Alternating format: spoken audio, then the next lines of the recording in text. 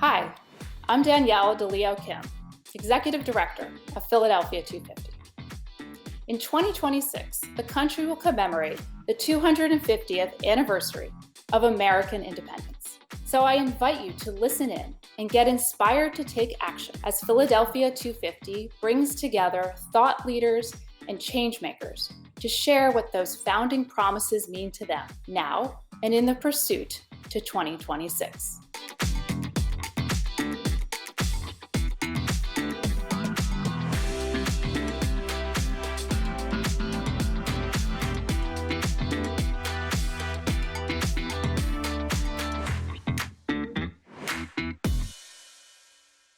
Hi, I'm Zach Wilcha, and I'm Executive Director of the Independence Business Alliance. We're the LGBTQ plus Chamber of Commerce for Greater Philadelphia, and we provide opportunities, access, and resources to our LGBTQ plus owned businesses, employees, and our visible allies.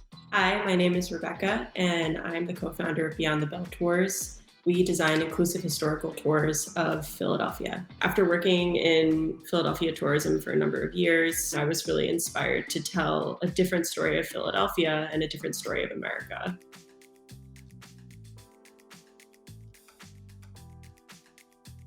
A lot of what we talk about on the tours, a lot of the people that we talk about are people who are challenging the status quo, which I think embodies what the Declaration of Independence is about. There's an American historian who writes about American freedom being a long road filled with potholes. And I think that's very much the American story. And I think we're continuing to have conversations every day about what that means in Philadelphia and in America. So when we talk about freedom and equality, we're talking about bringing everybody's voices together and having people be able to be themselves and be a valued part of that conversation. One of the things we say in our community is that there should be no decisions about us without us.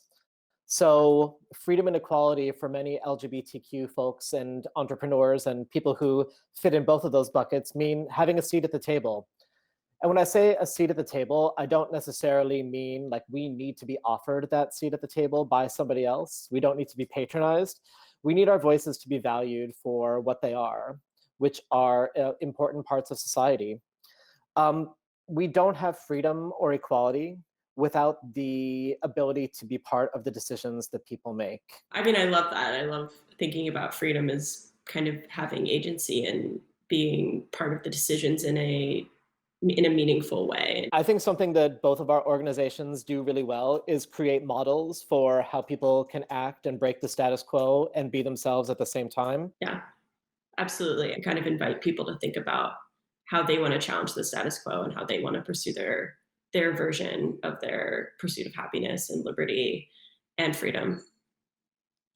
And for a lot of people in our membership, including Rebecca, that part of that journey meant creating their own business and to be able to make their decisions by themselves. And, as part of their decision-making process, one thing that they don't necessarily have to factor in is hiding who they are because they're allowed to be themselves. Mm-hmm.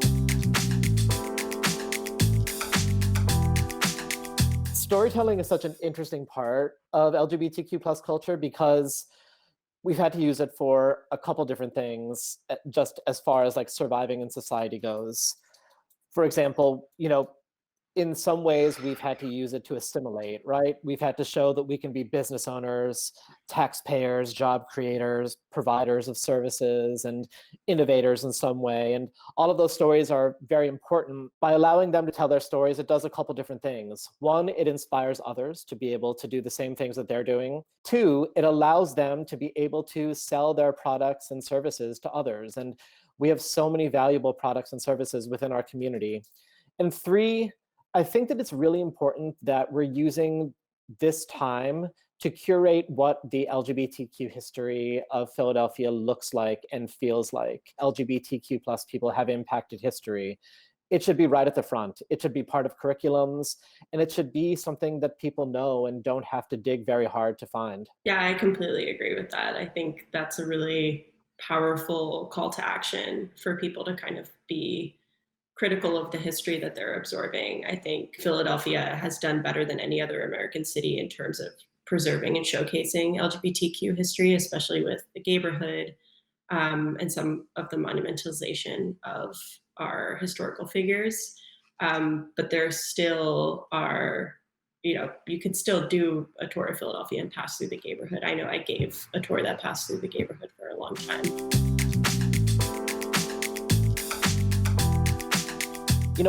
One thing we don't talk about too much when it comes to entrepreneurialism is that it often has stemmed from the fact that people are marginalized out of what people think of as traditional jobs.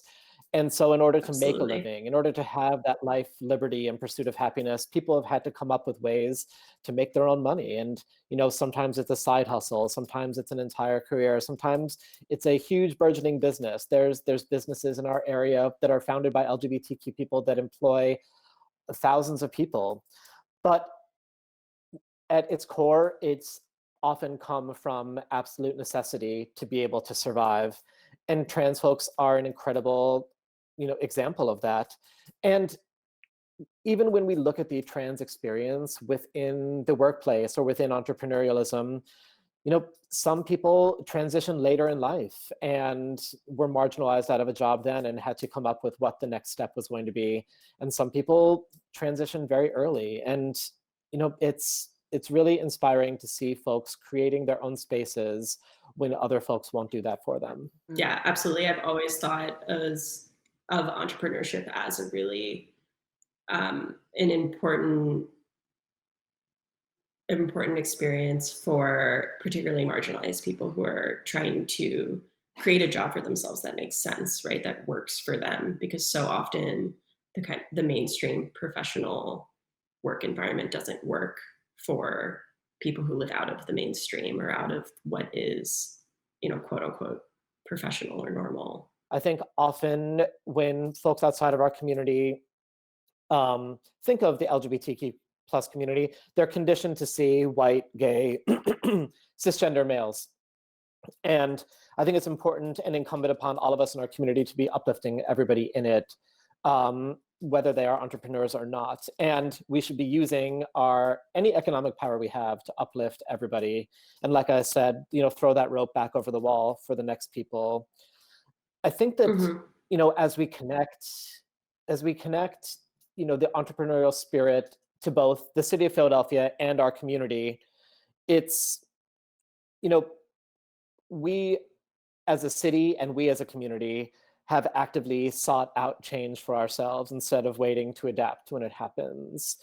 And we've embraced the critical questioning over what history means and what continuous improvement of our community means. And I think Philadelphia is a really special place because we can have those really hard conversations about what it means to reckon with history.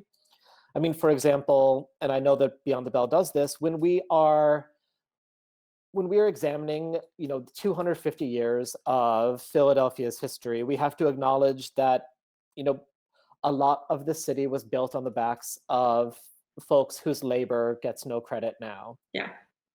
We can tie it together with what we've talked about with storytelling and entrepreneurialism and everything. When you put that together, it's time to start giving people the credit they deserve. And how we can do that now is asking everybody to tell their stories, like Philadelphia 250 is doing.